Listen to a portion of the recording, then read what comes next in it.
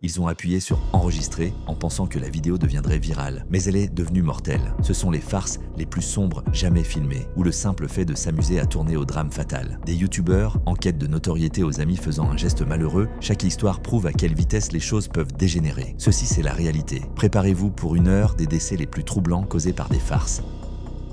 C'était une journée typique de juin 2012 à Boca Raton, en Floride, mais un incident allait se produire qui allait déclencher des débats sur les limites du contenu en ligne. Vitaly Zdorovetski, un youtubeur russo-américain de 20 ans, et son caméraman Jonathan Vanegas préparaient le tournage d'une vidéo de farce. Connu pour leur vidéo virale Miami Zombie Attack Prank, Zrenia, le duo visait à reproduire ce succès avec une cascade intitulée Russian Hitman Prank. Cependant, cette fois, la farce allait prendre une tournure inquiétante. L'idée était risquée. Vitaly, habillé en costume, devait approcher une personne au hasard en prétendant être un tueur à gages. Portant une mallette, il devait affirmer qu'elle contenait un engin explosif programmé pour exploser dans 60 secondes, à moins que la personne ne s'enfuit. Le but était de capturer leur réaction avant de révéler que tout était simulé. Le 16 juin, ils ont choisi le parking d'un Publix à Boca Raton comme lieu de tournage. Leur cible involontaire ce jour-là était André Braun, un résident de 51 ans. Vitaly l'a approché avec une mallette indiquant calmement que Braun avait 60 secondes pour s'éloigner. Confus et effrayé, Braun a commencé à courir aux côtés de Vitaly, essayant de comprendre la situation. Peu après, Vitaly a révélé qu'il n'y avait pas de bombe et que tout faisait partie d'une farce YouTube. Des caméras cachées ont tout filmé. Mais au lieu d'un soulagement ou de rire, la farce a provoqué de la colère. Braun, qui vivait déjà une mauvaise journée, a réagi avec fureur. Des témoins ont rapporté que Braun a exprimé sa frustration, expliquant que la farce avait aggravé sa journée déjà difficile. Malgré les excuses répétées de Vitaly, la frustration de Braun a escaladé. Il a confronté Vitaly et Jonathan réagissant physiquement contre les farceurs. Des images vidéo montrent Vitaly tentant de s'excuser, mais ces mots ont peu fait pour calmer la situation. Des témoins ont rapporté que Braun a poussé Vitaly au sol avant de se retourner contre Jonathan, le tirant également vers le bas. Alors que les tensions montaient, quelqu'un a appelé la police. Lorsque les officiers sont arrivés, ils ont déterminé que la farce avait franchi une limite sérieuse. Jonathan a été arrêté et inculpé pour avoir créé une fausse alerte à la bombe, un délit grave. Il a passé 20 heures en prison avant d'être libéré. Vitaly a évité l'arrestation sur place mais a ensuite été interrogé. Dans des interviews, il a exprimé des regrets pour avoir bouleversé Braun, mais a défendu ses actions, affirmant qu'en tant que farceur, il ne se battait pas, soulignant que ce n'était pas considéré comme professionnel. La vidéo intitulée « Russian Hitman Prank Gone Wrong » Component Placement est rapidement devenue virale, atteignant plus de 137 000 vues en quelques jours. Cependant, le retour a été sévère. Beaucoup ont critiqué le duo pour son imprudence, surtout compte tenu des préoccupations de sécurité publique dans une ère post-11 septembre. Utiliser une fausse bombe dans une farce a été largement considéré comme insensible et dangereux. Ce n'était pas la première fois que Vitaly et Jonathan faisaient face à des critiques pour leur contenu. Leur précédente vidéo « Miami Zombie Attack Prank » avait également suscité l'indignation. Publiée peu après une tragédie réelle à Miami, la vidéo montrait Vitaly prétendant être un zombie et poursuivant des inconnus. Dans un incident, une personne effrayée a sorti une arme à feu, transformant presque la farce en désastre. Malgré ces controverses, Vitaly a continué à produire des vidéos de farce impliquant souvent des mises en scène élaborées et risquées. Bien que certains aient apprécié sa créativité, d'autres ont vu ses actions comme irresponsables et potentiellement dangereuses. L'incident à Boca Raton a mis en lumière les dilemmes éthiques entourant les farces et la quête de célébrité en ligne. Il a soulevé des questions sur le moment où une blague va trop loin et si exploiter la peur de quelqu'un pour le divertissement est justifiable. Pour André Braun, l'expérience était loin d'être amusante. C'était une invasion de son espace personnel et une perturbation de son sentiment de sécurité. L'implication des forces de l'ordre et des ressources, comme l'équipe de déminage, a également souligné les conséquences réelles potentielles de telles cascades. Ce que Vitaly et Jonathan avaient prévu comme un divertissement léger a fini par coûter du temps, des ressources et la confiance du public. Aujourd'hui, Russian Hitman Prank Gone Wrong reste un exemple controversé des risques associés à la confusion entre humour et réalité. Bien que Vitaly et Jonathan aient depuis passé à d'autres projets, l'incident nous rappelle l'impact durable que de telles farces peuvent avoir, non seulement sur leur cible, mais aussi sur leurs créateurs. Le 5 juillet 2015, un groupe de farceurs de YouTube issus de la chaîne TrollStation a organisé un canular perturbateur à la National Portrait Gallery de Londres. 5 hommes, au visage dissimulé, ont pénétré dans la galerie en portant de faux tableaux et en déclenchant de puissantes alarmes. En un instant, le lieu paisible est devenu chaotique.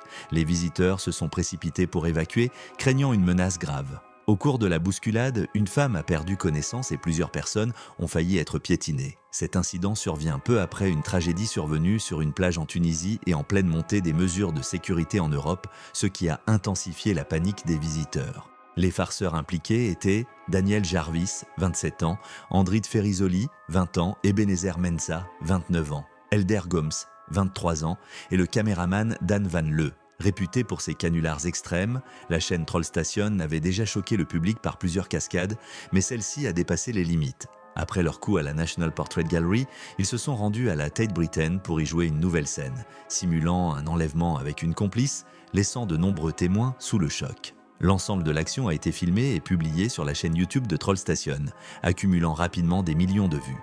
Pourtant, les conséquences ont été sévères. Plusieurs visiteurs traumatisés, des blessés légers et une femme inconsciente à la suite de la panique. En audience, le juge de district Mike Snow a vivement critiqué les prévenus, soulignant la dangerosité de leurs actes et la facilité avec laquelle la situation aurait pu dégénérer. Il a rappelé que, dans un contexte de forte anxiété collective, la vue d'hommes masqués pénétrant un lieu public était particulièrement insensible et inquiétante pour les spectateurs, qui ignoraient qu'il s'agissait d'une mise en scène. La procureure Kathy Weiss a expliqué que la farce avait été minutieusement préparée.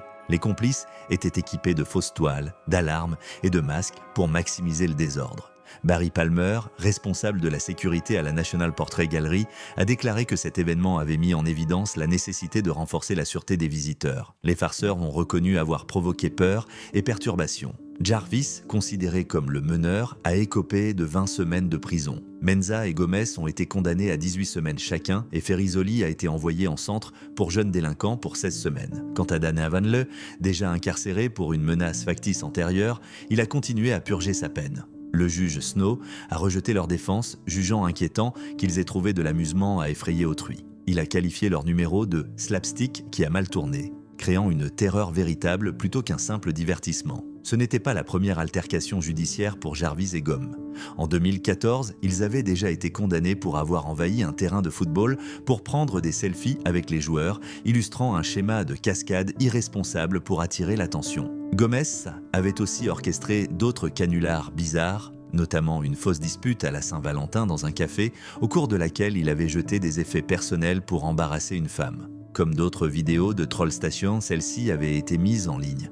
Dan Van Leu, fondateur de la chaîne Kessela, avait lui aussi déjà fait parler de lui. En mars 2015, il avait été emprisonné pour une farce consistant à déposer une valise munie d'un minuteur à un arrêt de bus, semant la peur autour de lui. Les réactions filmées en direct avaient suscité des millions de vues. Après leur passage au tribunal, les prévenus ont montré peu de remords. Jarvis a même salué ses soutiens d'un pouce levé, tandis que les autres restaient impassibles. Cet incident pose la question des limites des farces en ligne. Qu'aurait-il pu se passer si la bousculade avait causé des blessures graves? Si quelqu'un avait cru à une véritable menace et avait réagi violemment? Les pranksters ont ignoré ces dangers au nom de la quête de visibilité. Leur sédition rappelle aussi les responsabilités des plateformes comme YouTube qui propagent des contenus extrêmes à des millions d'utilisateurs. Si les vidéos de Trollstation ont attiré un large public, au final, ce que les farceurs voyaient comme un divertissement est devenu une expérience terrifiante pour beaucoup. Cet épisode rappelle les dangers de sacrifier la sécurité collective sur l'autel de la viralité.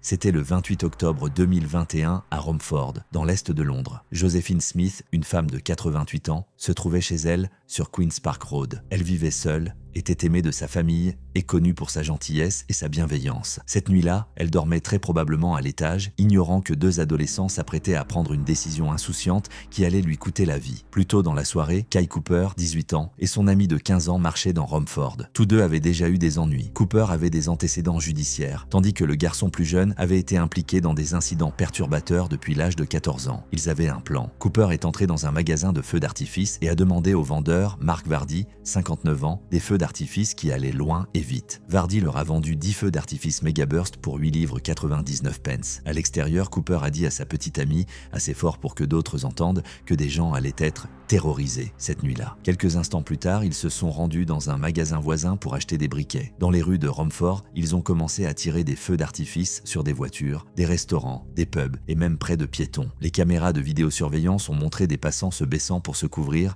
tandis que des explosions résonnaient. Cooper encourageait le garçon plus jeune, lui tendant des feux d'artifice et l'incitant à continuer. Ce genre de comportement était déjà apparu la veille lorsque le même duo avait confronté une jeune femme dans le centre-ville d'Ilford. Des séquences retrouvées sur le téléphone de Cooper montraient le jeune de 15 ans agissant agressivement tandis que Cooper l'incitait. Quand elle est tombée, Cooper a encouragé son ami à poursuivre l'attaque. Au moment où ils sont arrivés sur Queen's Park Road, ils avaient déjà semé le chaos plus d'une fois. La maison de Josephine Smith a été choisie au hasard. Elle n'avait aucun lien avec eux. Selon la petite amie de Cooper, Cooper a poussé l'idée et le jeune garçon n'aurait pas agi sans lui. L'adolescent de 15 ans a allumé un mégaburst, a traversé la rue et l'a poussé à travers la boîte aux lettres de Joséphine. Cooper se tenait à proximité, regardant. Quelques secondes plus tard, 2 explosions ont retenti. Les flammes se sont propagées et une fumée épaisse a envahi la maison. À l'étage, Joséphine était au lit. Elle n'a probablement jamais eu la chance de réagir. Les pompiers sont intervenus rapidement, mais à 23h09, elle a été déclarée morte par inhalation de fumée. Les adolescents avaient déjà pris la fuite. Ils n'ont montré aucune culpabilité ni peur. Au tribunal, les procureurs ont déclaré qu'il ne s'agissait pas d'une farce qui a mal tourné, mais d'actions délibérée menée en équipe. À l'Old Bailey, la cour criminelle centrale, Cooper a été reconnu coupable d'avoir causé la mort illégalement et de comportements imprudents impliquant le feu. Il avait déjà admis une conduite violente antérieure. Il a été condamné à 6 ans et demi de détention avec 2 années supplémentaires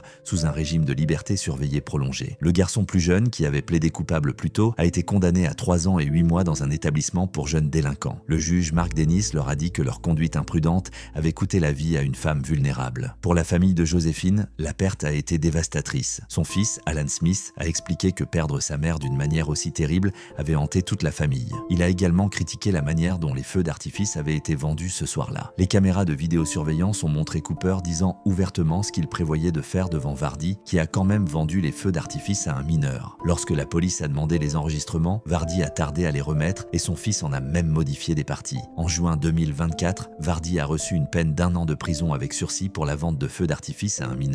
Depuis, la famille de Joséphine a réclamé des lois plus strictes sur les feux d'artifice, demandant de porter l'âge légal à 21 ans, d'exiger une dépense minimale de 50 livres et d'appliquer des contrôles plus stricts aux vendeurs. L'inspectrice en chef détective Linda Bradley, qui a dirigé l'affaire, a décrit cela comme la mort inutile d'une femme innocente dans sa propre maison. Joséphine Smith n'a jamais rencontré les 2 garçons. Elle ne leur a jamais parlé. Pourtant, leurs choix insouciants ont mis fin à sa vie à l'endroit même où elle aurait dû être en sécurité. C'était le 5 février 2021 à Nashville, dans le Tennessee. Le parking du parc d'attractions Urban Air Trampoline and Adventure Park était animé avec des familles profitant de leur soirée.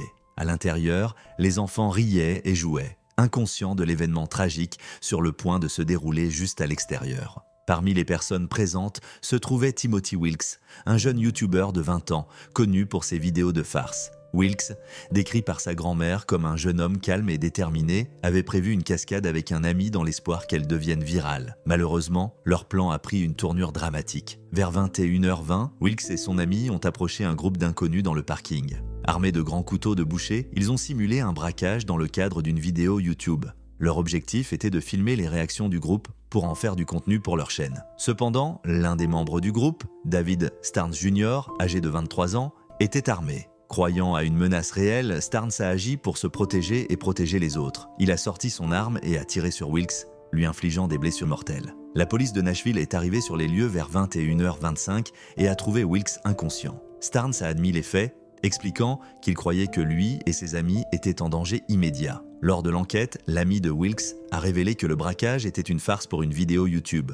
Le cadre de l'incident, un parc de trampoline familial, a ajouté à la détresse. Urban Air Adventure Park, connu pour être un espace sûr pour les familles, a été secoué par la nouvelle. Bien que l'événement se soit produit à l'extérieur, le choc s'est rapidement propagé à l'intérieur, soulevant des inquiétudes quant à la sécurité dans les espaces publics. Pour sa famille, Timothy Wilkes était bien plus qu'un farceur. Sa grand-mère, Shirley Berry, l'a décrit comme un jeune homme responsable et dévoué. Wilkes avait travaillé pendant des années chez Walmart à Hermitage et étudié le chauffage, la ventilation et la climatisation, CVC, pour se construire une carrière stable. Il servait également de modèle pour ses frères et sœurs plus jeunes et ses cousins, prenant ce rôle très au sérieux. Berry était dévasté par la mort de son petit-fils, pleurant non seulement sa perte, mais aussi les circonstances entourant sa mort. Elle a exprimé son espoir que les gens ne le verraient pas sous un jour négatif, car elle l'avait toujours considéré comme son bébé. Elle a admis ne pas être au courant de ses activités sur YouTube, décrivant cette découverte comme un choc. Berry a souligné l'importance, pour les familles, de rester impliquées dans la vie de leurs enfants et a exhorté les parents à surveiller les activités de leurs enfants, insistant sur la dangerosité de telles situations. La police a confirmé que Starnes n'a pas été inculpé, invoquant les lois sur la légitime défense.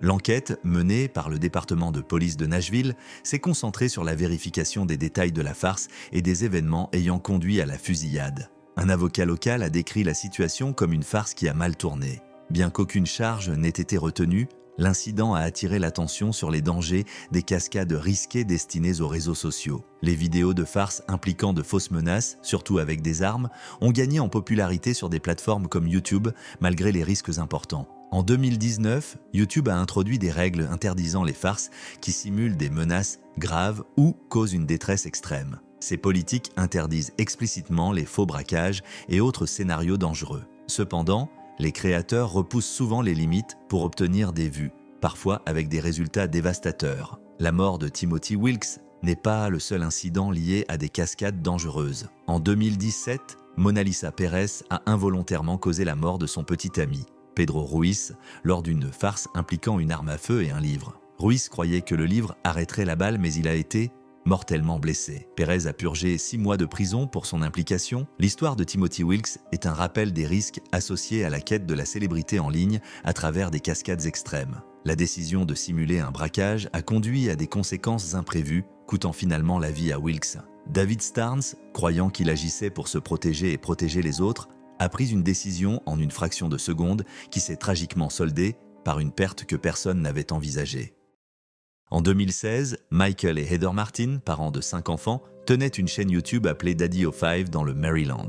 Le couple avait lancé la chaîne en 2015, rassemblant plus de 760 000 abonnés et accumulant plus de 175 millions de vues avant sa fermeture en 2018. Leur contenu était centré sur des farces impliquant leurs enfants.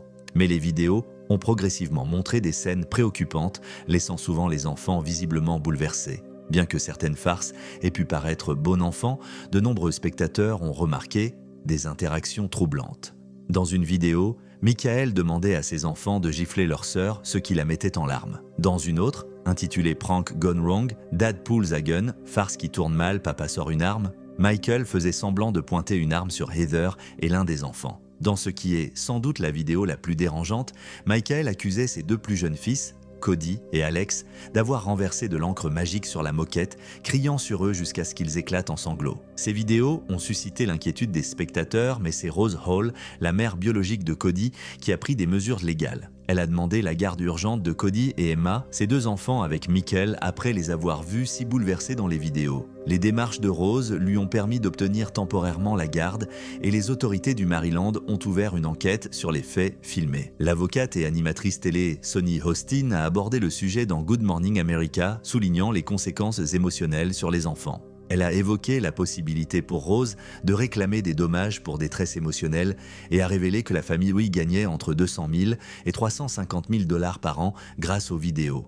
Michael et Heather ont d'abord défendu leurs actions, affirmant que les farces étaient mises en scène et avaient pour but de divertir. Plus tard, Michael a exprimé des regrets, admettant que ce qui avait commencé comme un amusement familial était devenu une obsession pour les vidéos. Heather a précisé que les personnages montrés dans les vidéos ne reflétaient pas qui ils étaient réellement, et que le contenu visait à montrer une autre facette de leur famille. Le bureau du shérif du comté de Frederick ainsi que les services de protection de l'enfance se sont impliqués dans l'enquête. L'avocat de Rose, Tim Conlon, a souligné le caractère particulier de cette affaire. Le comportement préoccupant était diffusé publiquement, contrairement à d'autres cas habituellement cachés. Face à la pression de l'opinion publique, Michael et Heather ont fini par supprimer les vidéos et présenter des excuses publiques. Dans une vidéo émotive, Heather a déclaré que c'était la semaine la plus difficile de leur vie, reconnaissant des erreurs dans leur rôle de parents. Michael a partagé son ressenti, avouant qu'ils avaient mis en ligne des choses qui n'auraient jamais dû l'être. Bien que les vidéos aient été retirées, l'impact émotionnel sur Cody et Emma était toujours palpable. En septembre 2017, le couple a été condamné à 5 ans de probation pour négligence envers leurs enfants. Il leur était interdit de contacter Cody et Emma sans l'autorisation du tribunal et ils ne pouvaient publier quoi que ce soit concernant leurs enfants, sauf dans un cadre strictement familial. Leur période de probation a pris fin en 2022, mais les répercussions de l'affaire se faisaient encore sentir. Après la fermeture de la chaîne, les Martin ont publié un communiqué à Wouza 9, une chaîne d'actualité locale. Ils y expliquaient que leur famille avait beaucoup travaillé pour se reconstruire durant les 18 derniers mois. Ils affirmaient que tout le monde allait bien et qu'ils prévoyaient de continuer à utiliser YouTube en famille, mais avec des règles strictes. Pour Rose Hall, obtenir la garde de ses enfants était essentiel pour les aider à se reconstruire. Elle a plus tard déclaré qu'ils retrouvaient peu à peu leur joie de vivre et leur insouciance. McConlon a précisé que les enfants suivaient un processus de déprogrammation pour surmonter leurs expériences traumatisantes. Les spectateurs ont joué un rôle important en poussant les autorités à intervenir, leur inquiétude ayant été un déclencheur de l'enquête. L'affaire Daddy-O5 a soulevé des questions importantes sur l'éthique des chaînes familiales sur YouTube, en particulier sur la manière dont les enfants sont traités dans la quête de célébrités en ligne. Si Michael et Heather ont dû faire face à la justice, Rose Hall est restée concentrée sur le bien-être de ses enfants. Elle a exprimé son souhait que Cody et Emma se sentent en sécurité, heureux et protégés des traumatismes qu'ils avaient endurés. C'était dans la nuit du 29 novembre 2019, dans un petit village en Hongrie. Zsolt Galambos, 43 ans, un employé des services publics, passait la soirée au pub local. Il était aimé de tous, réputé pour son honnêteté et sa gentillesse. Ce n'était pas quelqu'un qui buvait beaucoup ou causait des problèmes. Cette nuit-là, Zsolt s'est assis à une table sur la terrasse du pub et a fini par s'assoupir. Il faisait froid dehors, mais pour ceux qui l'entouraient, il avait l'air de simplement se reposer. Ce qui s'est passé ensuite s'est transformé en l'une des tragédies les plus insensées que le village ait jamais connues. Zsolt avait 4 enfants, même s'il n'avait pas pu les élever seul ces dernières années. Leur marraine, Ramona Torok, 27 ans, avait pris le relais pour s'occuper d'eux. Zsolt s'efforçait tout de même de rester impliqué dans leur vie. Ce vendredi soir-là, il a dit à son père, Imre Galambos, 68 ans, qu'il allait juste au magasin. Ce serait la dernière fois qu'ils se parleraient. Alors que Zsolt dormait à la table, 3 autres clients du pub l'ont remarqué. Au lieu de le laisser tranquille ou de l'aider, ils ont décidé de se moquer de lui. Ils lui ont attaché une chaise dans le dos et ont utilisé du ruban électrique pour lui lier les mains et les pieds. Ils riaient en le faisant. Le barman ne les a pas arrêtés. Au lieu de cela, il a filmé la scène et l'a partagée avec des amis. Bientôt, une grande partie du village avait vu la vidéo et riait aux dépens de Zsolt. Pour la plupart, cela ressemblait à une farce inoffensive. Un client leur a dit de détacher Zsolt. Le barman a répondu qu'il le ferait, mais personne ne l'a fait. Le pub a fini par fermer, laissant Zsolt dehors, ligoté dans le froid glacial. Selon la chronologie, Zsolt s'était endormi vers 19h. Au moment où il a été découvert le lendemain matin, près de 10h s'était écoulé. Il était éveillé pendant une grande partie de ce temps, incapable de bouger, perdant lentement sa chaleur corporelle. À un moment donné, il est tombé de la table sur le sol. Il a essayé de bouger, mais le ruban adhésif et la chaise l'ont piégé. Vers 4h du matin, un chauffeur de bus l'a trouvé allongé là et a appelé les services d'urgence, mais il était trop tard. La température corporelle de Zsolt avait chuté trop bas. Il était entré en hypothermie sévère et n'a pas pu être sauvé. La nouvelle de sa mort a choqué la communauté. Ramona, qui élevait ses enfants, a dû faire face à la tâche douloureuse de leur annoncer que leur père était parti. Elle a juré qu'elle ne pardonnerait jamais à ceux qui l'avaient laissé dans un tel état. Imre, son père, avait du mal à accepter la réalité. Il ne pouvait se résoudre à croire qu'il ne reverrait jamais son fils. Personne ne s'était excusé, et il a seulement exprimé l'espoir que les responsables ressentent un jour ce que son fils avait enduré. Lorsque les journalistes ont visité le pub, le propriétaire a refusé de commenter. Il n'a donné aucune explication quant à la raison pour laquelle son employé avait filmé l'incident au lieu d'aider. La police a ensuite confirmé que 3 hommes avaient été interrogés. Ils ont été inculpés d'homicide involontaire ou homicide par négligence, ce qui signifie avoir causé la mort de quelqu'un par des actions imprudentes. Ils ont été libérés sous caution pendant que l'enquête se poursuivait. La mère d'un suspect a défendu son fils, insistant sur le fait qu'il n'avait pas participé. En larmes, elle a expliqué qu'elle avait déjà enterré son mari et vivait désormais dans la honte. La cause du décès était l'hypothermie. Dans des conditions glaciales, le corps perd de la chaleur plus rapidement qu'il ne peut en produire. En dessous de 35 degrés Celsius, le corps commence à s'arrêter. Pendant près de 10 heures, la température corporelle de Zsolt a chuté jusqu'à ce qu'il ne puisse plus lutter. Et tout cela a commencé parce que des gens ont trouvé drôle de l'attacher et de le filmer. En fin de compte, un père de 4 enfants a été laissé mourir dehors pendant que d'autres riaient de sa souffrance. La vie d'un homme s'est achevée non par la maladie ou la violence, mais par la cruauté et la négligence. Zsolt n'est jamais rentré chez lui. C'était le 24 novembre 2021 en Californie, lorsque Trevor Daniel Jacob, un ancien snowboarder olympique et youtubeur de 30 ans, a entrepris un vol qui ferait les gros titres. Connu pour sa personnalité aventureuse et ses cascades en ligne, Jacob a décollé de l'aéroport de Lombok City dans un avion Taylorcraft BL-65, supposément à destination de Mammoth Lake. Mais son véritable plan était loin d'être ordinaire. Équipé de caméras montées sur son avion et d'un selfie stick, Jacob s'apprêtait à mettre en scène un acte dramatique et imprudent qu'il espérait voir devenir viral. Environ 35 minutes après le décollage, Jacob a affirmé que le moteur de l'avion avait lâché alors qu'il survolait la forêt nationale de Los Padres près de Santa Maria. Avec un parachute déjà enfilé, il a ouvert la porte du cockpit et a sauté, enregistrant sa descente avec un selfie stick. Les caméras sur l'aile et la queue de l'avion ont capturé son piqué dans une zone de broussailles sèches en contrebas. Jacob a ensuite montré des images de son atterrissage dans des chênes vénéneux et des buissons, affichant des coupures et des éraflures mineures. Dans sa vidéo YouTube intitulée « J'ai crashé mon avion », publiée le 23 décembre 2021, Jacob semblait secoué mais soulagé d'être en vie, partageant cette séquence dramatique avec son public. La vidéo a rapidement dépassé les 4 millions de vues. Cependant, de nombreux spectateurs étaient sceptiques. Jacob n'avait fait aucun effort pour redémarrer le moteur, planer vers une zone plus sûre ou contacter le contrôle aérien. Des détails suspects, comme son parachute déjà enfilé et les caméras stratégiquement placées, ont soulevé des questions sur l'authenticité de l'événement. Les enquêtes ont confirmé ce que beaucoup soupçonnaient. Jacob avait mis en scène le crash dans le cadre d'un contrat de sponsoring pour promouvoir une marque de portefeuille.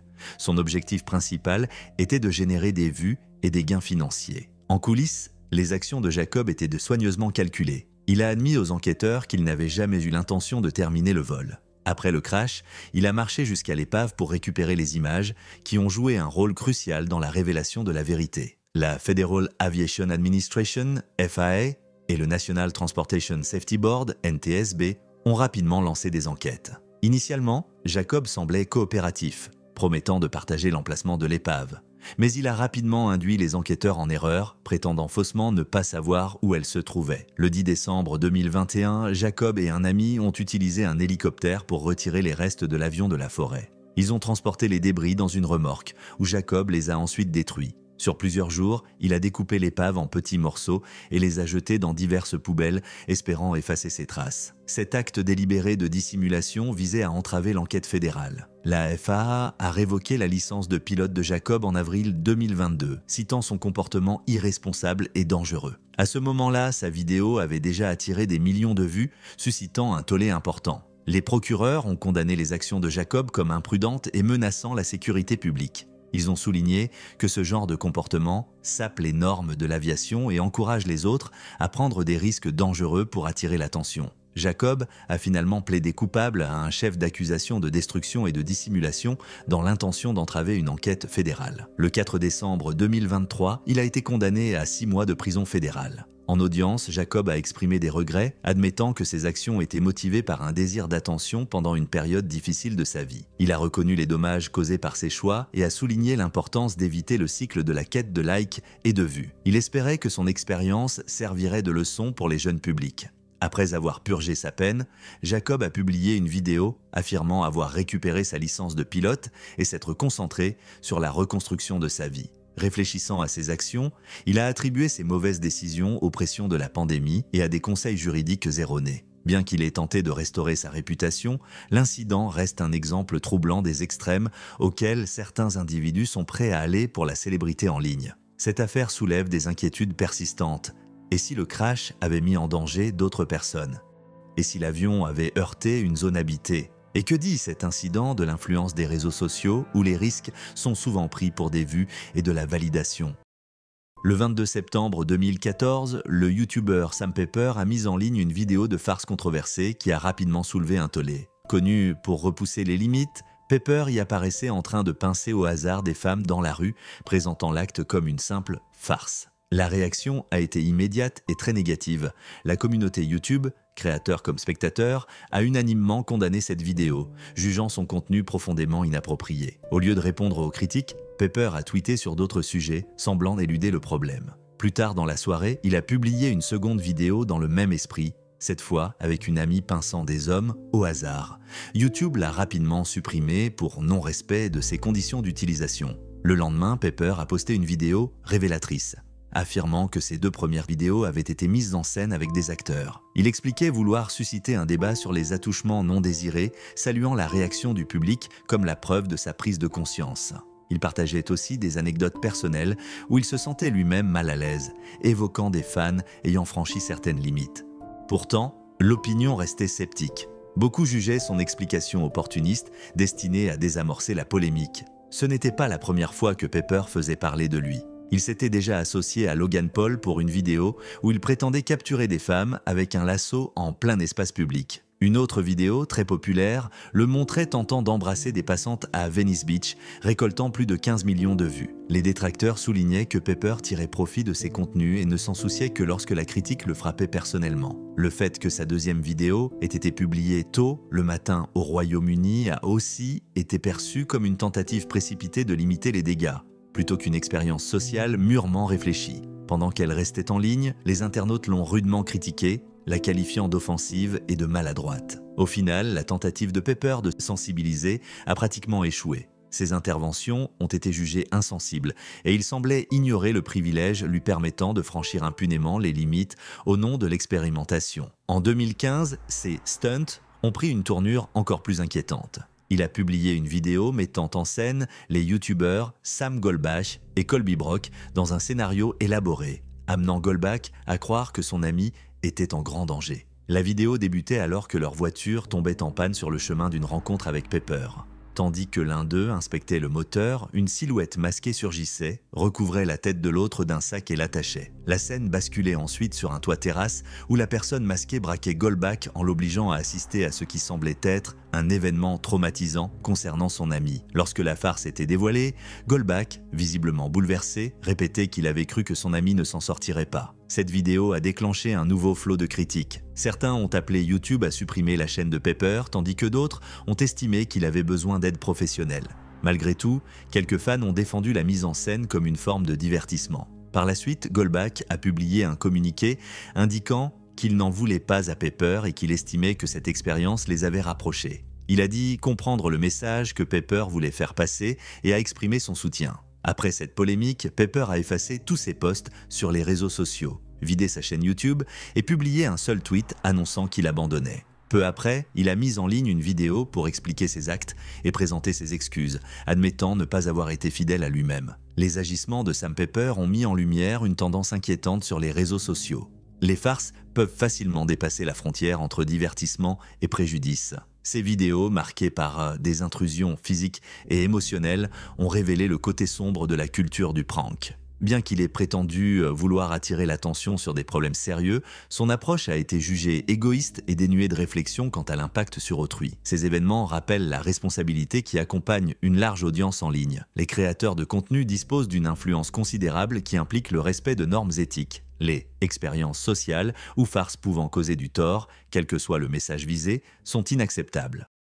C'était le 17 août 2011 à Circleville, dans l'Ohio, une ville tranquille située juste au sud-est de Columbus. Cet après-midi-là, Jean Shea, 81 ans, conduisait vers le nord sur Hoover Hitler Road avec sa sœur de 85 ans, Mary Spangler, assise à ses côtés. Les deux femmes faisaient des courses. Rien ne semblait inhabituel. Toutes deux avaient vécu toute leur vie dans la région et étaient bien connues dans la communauté. Mary avait travaillé pendant 30 ans chez River Brothers Oil à Chillicothe et restait active au sein de son église, tandis que Jean était également à la retraite.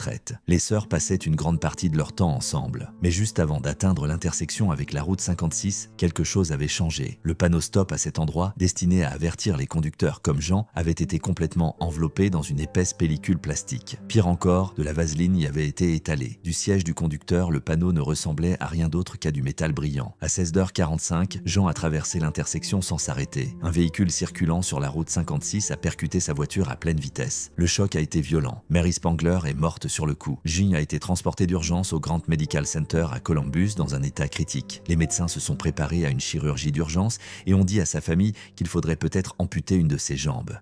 Les premiers intervenants sur les lieux ont remarqué que le panneau stop était couvert. Le shérif Dwight Radcliffe a décrit les couches de plastique comme massives et clairement intentionnelles. Les appels ont alors commencé à affluer. Certaines personnes ont signalé avoir vu le panneau stop plus tôt dans la journée et l'avoir trouvé étrange. D'autres ont orienté les adjoints vers des publications Facebook faites par deux adolescents locaux, Derek Greenlee, 18 ans, et Seth Stonock, 19 ans. Les adolescents venaient d'obtenir leur diplôme du Logan Elm High School. Greenlee était un golfeur étoile et Stonock un joueur de basketball. Aucun des deux n'avait de casier judiciaire, mais en ligne, ils s'étaient vantés de farce, d'avoir enveloppé des voitures de plastique et plus récemment, d'un panneau stop. La publication a disparu peu de temps après l'accident, mais les adjoints ont obtenu des images de surveillance de Walmart montrant les deux jeunes achetant 5 boîtes de pellicules plastiques. Les enquêteurs ont également trouvé une signature utilisée au moment de l'achat. Stonock a admis qu'il avait enveloppé le panneau stop, tandis que Greenlee était resté dans le camion. Greenlee lui aurait dit que c'était une mauvaise idée, mais il ne l'a pas arrêté et n'en a jamais parlé à personne par la suite. Les deux adolescents ont été inculpés d'homicide involontaire et de manipulation d'un dispositif de contrôle de la circulation. Plus tard, le juge Gary Dumm a rejeté l'accusation d'homicide involontaire contre Greenlee, estimant qu'il n'y avait pas suffisamment de preuves qu'il avait directement causé l'accident. L'accusation contre Stonock a été maintenue. À ce moment-là, l'affaire attirait déjà l'attention dans tout l'Ohio. Mais le 7 septembre, après 3 semaines d'hospitalisation, Jean Shea est décédé des suites de complications. Les médecins se préparaient pour une opération majeure de sa jambe au-dessus du genou, mais elle ne s'est jamais remise. Sur le lieu de l'accident, la communauté a érigé un mémorial avec des croix en bois et des fleurs. Un message disait « Aux lâches qui ont couvert ce panneau stop, vous avez causé la mort d'une femme âgée. Que Dieu ait pitié de vos âmes. » La colère s'est encore intensifiée lorsqu'il a été révélé qu'une répartitrice, la caporale Kimberly Chapman, avait reçu 2 appels concernant le panneau stop couvert avant l'accident, mais n'avait jamais agi. Elle a ensuite été licenciée pour manquement au devoir. Au tribunal, l'avocat de Greenlee a fait valoir que son client n'avait jamais touché le panneau, soutenant que toute tragédie n'était pas nécessairement un crime. Les procureurs n'étaient pas d'accord, soulignant les publications en ligne des adolescents et leur tentative de les supprimer par la suite. Les 2 adolescents ont été libérés après avoir versé des cautions de 2500 $ et leur cas devait être présenté devant un grand jury. Le shérif Radcliffe a déclaré plus tard qu'il ne faisait aucun doute que le panneau « Stop » couvert avait conduit à l'accident et a souligné que la famille était dévastée. Ce n'était pas la première prétendue farce dans l'Ohio avec des conséquences mortelles. En 2005, 5 adolescents avaient placé un leurre de cerf sur une route, provoquant un accident qui avait blessé 2 autres personnes. 4 avaient purgé 60 jours en centre de détention et un autre 90 jours. Mais Circleville était différent. 2 femmes qui avaient mené des vies tranquilles étaient parties. 2 adolescents faisaient face aux conséquences d'un acte irréfléchi. Une employée du shérif a perdu son emploi. Ce qui a commencé comme une farce s'est terminé par la mort, le chagrin et des questions sans réponse. Un choix insouciant, envelopper un panneau stop, a détruit des vies. C'était en janvier 2017 à Barcelone, en Espagne. Kangou Arren, un youtubeur de 19 ans connu sous le pseudonyme Reset, avait su se constituer une large audience avec environ 1,2 million d'abonnés. Sa chaîne reposait sur des cascades extrêmes et des défis souvent suggérés par ses spectateurs. Pourtant, l'une de ces cascades allait radicalement changer sa vie et celle d'un sans-abri. Pour cette cascade, un internaute avait proposé à Ren de remplacer, dans des biscuits Oreo, la garniture à la crème par du dentifrice. Ren adopta cette idée en espérant en tirer un regain de popularité. Ren chercha alors une victime pour réaliser sa blague lors d'une journée froide. Il s'approche de George L., un sans-abri de 53 ans, originaire de Roumanie. La caméra en main, il remit à George les biscuits trafiqués accompagnés d'un billet de 20 €. N'ayant aucune idée de la supercherie, George mordit dans un biscuit et fut aussitôt pris d'un malaise, finissant par vomir peu après. Toute l'interaction fut filmée et par la suite mise en ligne sur la chaîne de Ren. Dans la vidéo, on peut entendre Ren se gausser de la cascade, admettant qu'il avait peut-être un peu poussé l'exagération, tout en ajoutant que cela nettoierait les dents de Georgel, qui selon lui ne s'y était pas adonné depuis longtemps en raison de sa pauvreté. La vidéo suscita rapidement une vive indignation sur Internet. La réaction du public fut à la fois rapide et sévère. Ren supprima la vidéo, mais publia ensuite une nouvelle séquence dans une tentative de se faire pardonner. Il offrit à George 20 € supplémentaires et passa une nuit avec lui dans la rue. Pourtant, beaucoup jugèrent cet effort bien trop superficiel, incapable de réparer réellement le préjudice causé. Au fur et à mesure de la montée de la colère publique, la police lança une enquête sur l'incident. Des indices laissèrent penser que Ren avait même proposé à la fille de George la somme de 300 € pour qu'elle renonce à porter plainte. Néanmoins, l'affaire fut portée devant les tribunaux et Ren fut accusé d'avoir porté atteinte à l'intégrité morale de George. Devant le tribunal, Ren se défendit en affirmant que la cascade était conçue pour amuser et qu'il n'avait jamais eu l'intention de blesser qui que ce soit. Toutefois, la juge Rosa Aragonés ne fut pas convaincue. Elle releva qu'il avait déjà à son actif une série de cascades similaires visant des personnes vulnérables. Par exemple, il avait été allégué qu'il avait précédemment fourré du crottin de chat dans des sandwichs qu'il offrait à des écoliers et à des personnes âgées dans un parc. La juge aragonaise conclut que les actions de Rennes ne constituaient pas un cas isolé. Elle indiqua d'ailleurs que Rennes avait engrangé plus de 2000 € de revenus publicitaires rien qu'avec la vidéo des Oreos. En conséquence, le tribunal condamna Rennes à 15 mois de prison et l'obligea à verser 28 000 €, soit environ 22 300 $ en indemnisation à Georges. De plus, ses comptes YouTube et sur les réseaux sociaux furent ordonnés à être fermés pendant 5 ans. Bien que la peine fût prononcée, il est peu probable que Rennes aille réellement en prison. En vertu de la loi espagnole, les contrevenants de première infraction pour des délits non violents, dont la peine est inférieure à 2 ans, voient souvent leur condamnation suspendue. Cependant, les sanctions financières et l'interdiction d'utiliser les réseaux sociaux ont considérablement sapé sa présence en ligne et ses revenus. L'affaire attira une attention médiatique considérable, mettant en lumière les dilemmes éthiques liés aux cascades en ligne. Les agissements de Rennes servirent d'avertissement, incitant les influenceurs à mesurer leurs responsabilités dans la création de contenus qui respectent autrui. Quant à Georges, il obtint une compensation pour l'épreuve endurée, mais l'impact émotionnel de son humiliation publique demeurera probablement longtemps.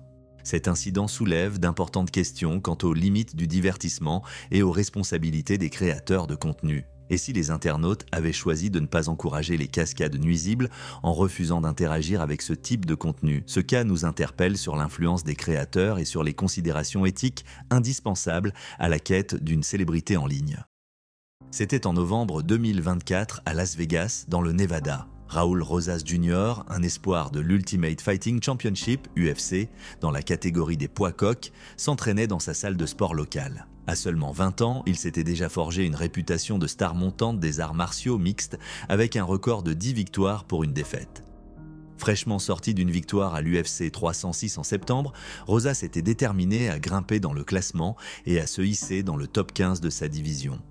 Ce jour-là, Rosas était sur le tapis de course, concentré sur sa routine, avec son équipe à proximité. La salle de sport était calme jusqu'à ce qu'un visiteur inattendu entre, un youtubeur de la chaîne Top Notch Idiots. Connue pour ses farces risquées, la chaîne avait un large public, mais cette cascade allait se terminer avec le farceur face aux conséquences de ses actes. Le youtubeur s'est approché de Rosas et a affirmé à haute voix que le tapis de course que le combattant utilisait lui appartenait. Il a prétendu qu'il y courait tous les jours à la même heure et a pointé la machine du doigt. Son ton était provocateur alors qu'il insistait pour que Rosas bouge, l'accusant d'utiliser son équipement.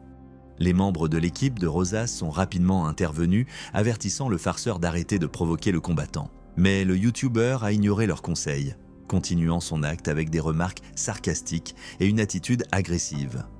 Rosas, connu pour son calme, a choisi de désamorcer la situation en passant à un autre tapis de course. Il semblait que l'affaire était réglée, mais le farceur n'en avait pas fini. Quelques minutes plus tard, le youtubeur a aggravé la situation en retirant des poids de la zone de Rosas et en continuant à le narguer. Rosas, maintenant visiblement agacé, a réagi à la perturbation, exprimant sa frustration face à l'interruption de son entraînement. Sans se décourager, le farceur a suivi Rosas dans une zone de sparring et a même enfilé des gants de boxe, défiant le combattant à un match. À ce stade, Rosas en avait assez. Il est entré dans l'octogone pour affronter le farceur. Le match a commencé avec le farceur lançant un coup léger, probablement pour garder une ambiance ludique. Mais Rosas a rapidement répondu avec un coup puissant qui a envoyé le youtubeur au sol. Il a enchaîné avec plusieurs frappes jusqu'à ce que son équipe intervienne pour les séparer. Malgré son infériorité, le farceur s'est relevé et a continué à provoquer Rosas. Rosas, prêt à en finir avec ses pitreries, lui a fait signe de retourner dans la cage. Ce qui a suivi a été une démonstration de compétences professionnelles alors que Rosas submergeait le farceur avec des coups précis avant de l'amener au sol. Il a mis fin à l'affrontement avec une prise de soumission, forçant le youtubeur à abandonner plusieurs fois. Rosas a maintenu la prise quelques secondes de plus avant de finalement le relâcher. Lorsque le youtubeur a repris son souffle, il a révélé que ses actions faisaient partie d'une vidéo YouTube. Rosas et son équipe ont été stupéfaits par cette révélation, réagissant d'abord avec surprise. Le farceur a expliqué la situation, précisant que c'était une blague pour sa chaîne. Malgré les preuves, Rosas est resté calme et a même noté l'audace des actions du farceur, surtout lorsqu'il était entré dans la cage. L'incident est rapidement devenu viral, suscitant des débats sur les réseaux sociaux. Beaucoup ont critiqué la farce pour son imprudence et son manque de préparation. Certains ont remis en question la logique de s'en prendre à un combattant de l'UFC, tandis que d'autres ont souligné les conséquences de faire une farce à la mauvaise personne. Le youtubeur s'en est tiré avec seulement des blessures mineures et une vidéo virale, mais la situation a servi de leçon sur les limites. Pour les créateurs de contenu, repousser les limites pour des vues peut mener à des situations dangereuses. Respecter les autres, surtout des professionnels comme les combattants de l'UFC, est crucial. En fin de compte, le farceur a appris une leçon douloureuse mais précieuse. Lorsqu'on a affaire à quelqu'un comme Raúl Rosas Jr., il vaut mieux ne pas franchir la ligne. C'était le 2 avril 2023, un dimanche typique au centre commercial Dulles Town Center Mall à Sterling en Virginie. Les clients vaquaient à leurs occupations sans se douter de l'incident qui allait se produire. Parmi eux se trouvait Tanner Cook, un YouTuber de 21 ans connu pour ses cascades provocantes sur sa chaîne Classified Goons. Mais ce jour-là, sa dernière cascade allait prendre une tournure dangereuse. Accompagné de ses amis qui enregistraient, Tanner repéra Alan Collie, un livreur DoorDash de 31 ans, en attente d'une commande dans l'aire de restauration. Pour Tanner, Collie semblait être la cible parfaite. Il s'approcha en filmant avec son téléphone et lança à répétition, via Google Translate, une phrase étrange « Hé, arrête de penser à mon étincelle ». L'objectif était de provoquer une réaction chez Collie pour le divertissement de ses 50 000 abonnés. Collie devint rapidement mal à l'aise et demanda à Tanner d'arrêter, tentant de s'éloigner. Mais Tanner, imperturbable, poursuivit la cascade, s'approchant toujours davantage pour obtenir une réaction. C'est alors que Collie, d'un geste brusque, balaya le téléphone de la main et, en un éclair, sortit une arme à feu, tirant un coup qui toucha Tanner dans la partie inférieure de la poitrine. En un instant, la cascade s'était transformée en une situation mettant sa vie en danger. La sécurité et la police arrivèrent rapidement, maîtrisant Collie et l'arrêtant sur le champ. Pendant ce temps, Tanner, ensanglanté et désorienté, titubait hors de l'aire de restauration avant de s'effondrer près d'un restaurant. Les autorités le transportèrent en urgence à l'hôpital, où son état fut jugé critique. Alors que Tanner commençait à se rétablir, l'affaire judiciaire contre Collie progressa. Ce dernier fut inculpé de blessures malveillantes aggravées et d'infractions liées aux armes à feu. Les procureurs soutinrent que les actions de Collie étaient injustifiées. Ils affirmèrent que la réaction de Collie était disproportionnée par rapport à la situation. Cependant, l'équipe de défense de Collie fit valoir que la cascade de Tanner était intrusive et stressante. L'avocat de Collie, Adam Pouillard, déclara que les actions de Tanner avaient été conçues pour provoquer une réaction, sans tenir compte de l'inconfort de Collie. Collie lui-même monta à la barre pour expliquer comment la cascade l'avait fait se sentir menacé. En tant que livreur, souvent confronté à des inconnus, il portait toujours une arme dissimulée pour se protéger. Lorsque Tanner s'approcha de lui, il crut véritablement être en danger et sentit qu'il n'avait d'autre choix que de se défendre. L'avocate de la défense, Tabitha Blake, renforça cet argument en soulignant que Collie ne se rendait pas compte qu'il était l'objet d'une cascade et percevait le comportement de Tanner comme intrusive et alarmante. Après avoir entendu les arguments, le jury dut trancher pour déterminer si les actions de Collie constituaient une réaction excessive ou un acte de légitime défense. Finalement, il fut déclaré non coupable de blessures de malveillance aggravées. Toutefois, il fut reconnu coupable d'une infraction moins grave pour avoir déchargé une arme à feu dans un lieu public, ce qui pouvait entraîner une peine de prison. Depuis la fusillade, Tanner a continué à publier de nouveaux contenus, incluant plusieurs vidéos de cascades. Lorsqu'on lui demanda s'il éprouvait des regrets ou s'il envisagerait de changer d'approche, il défendit son contenu en affirmant qu'il était destiné à divertir et non à déranger ou effrayer les gens. L'incident survenu au Dulles Town Center a déclenché de vifs débats sur les limites des cascades et sur le droit à la légitime défense. La chaîne de Tanner, reconnue pour son contenu risqué, diffuse des cascades que certains spectateurs trouvent amusantes, tandis que d'autres les considèrent comme du harcèlement. L'affaire a également soulevé des questions quant aux circonstances dans lesquelles la légitime défense est justifiée dans les espaces publics. L'acquittement de Collie met en lumière la mince ligne qui sépare une cascade d'une menace potentielle, démontrant combien il est aisé de percevoir les cascades comme dangereuses lorsqu'elles surviennent dans de mauvaises conditions.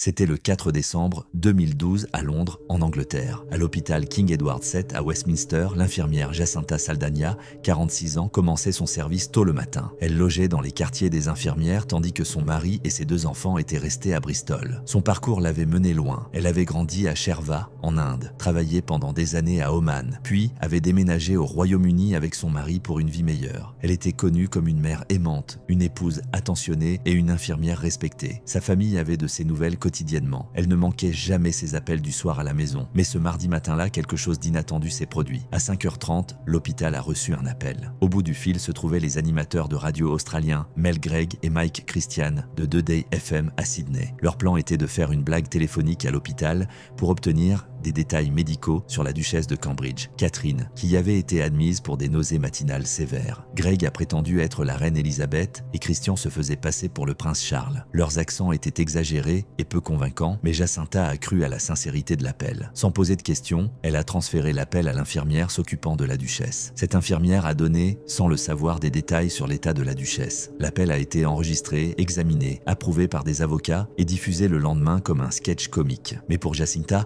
ce n'était pas drôle. Sa collègue, Arizeli Arcila, a raconté plus tard que Jacinta était profondément bouleversée. Jacinta n'arrêtait pas de se blâmer, insistant que c'était sa faute d'avoir transféré l'appel. Dans un courriel à la deuxième infirmière, elle a admis que tout était de sa faute, qu'elle se sentait très mal à ce sujet, qu'elle était extrêmement contrariée et qu'elle ne savait pas quoi faire. L'hôpital a déclaré publiquement qu'elle n'était pas blâmée, mais Jacinta est restée ébranlée. Pour aggraver les choses, dans l'heure qui a suivi la farce, l'un des DJ l'aurait rappelé, lui disant cette fois que ce n'était qu'une blague et que cela serait diffusé. Pour quelqu'un sans aucune expérience des médias, cela n'a fait qu'accroître sa détresse. Jacinta est rapidement devenue repliée sur elle-même. Elle a cessé d'appeler sa famille le soir. Son mari, Bénédicte Barbosa, s'est inquiété lorsqu'elle n'a pas répondu. Le 7 décembre, à 9h30 du matin, le personnel a vérifié sa chambre et l'a trouvée inconsciente. Les enquêteurs ont confirmé plus tard qu'elle était décédée et ont noté des signes de difficultés émotionnelles antérieures. Elle a laissé 3 notes manuscrites. L'une blâmait les animateurs de radio. Une autre donnait des instructions pour ses funérailles. Et la troisième critiquait la gestion de l'incident par l'hôpital. Des rapports ultérieurs ont révélé qu'elle avait déjà reçu des médicaments pour sa santé émotionnelle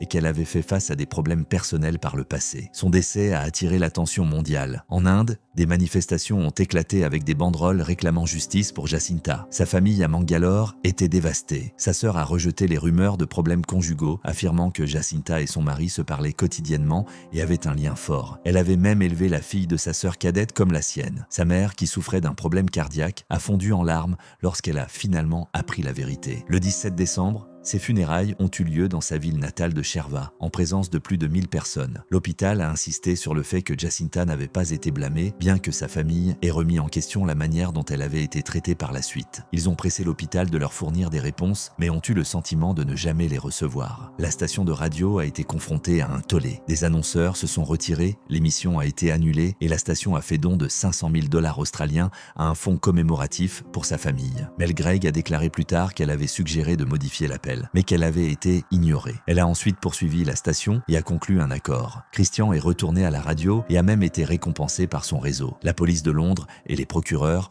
ont écarté toute accusation, affirmant que l'appel était mal avisé mais non malveillant. Cependant, l'autorité australienne des médias a estimé que la station avait enfreint les règles de diffusion et traité Jacinta de manière injuste. Dans l'une de ses notes, Jacinta avait demandé à être enterrée dans son village natal en Inde. Ce souhait a été exaucé. Son mari l'a décrite comme courageuse, aimante et dévouée à sa famille. Ce qui avait commencé comme une farce téléphonique s'est terminé par une tragédie. Jacinta Saldana était une personne réelle, une mère, une épouse et une infirmière prise dans une situation qu'elle n'avait jamais sollicitée.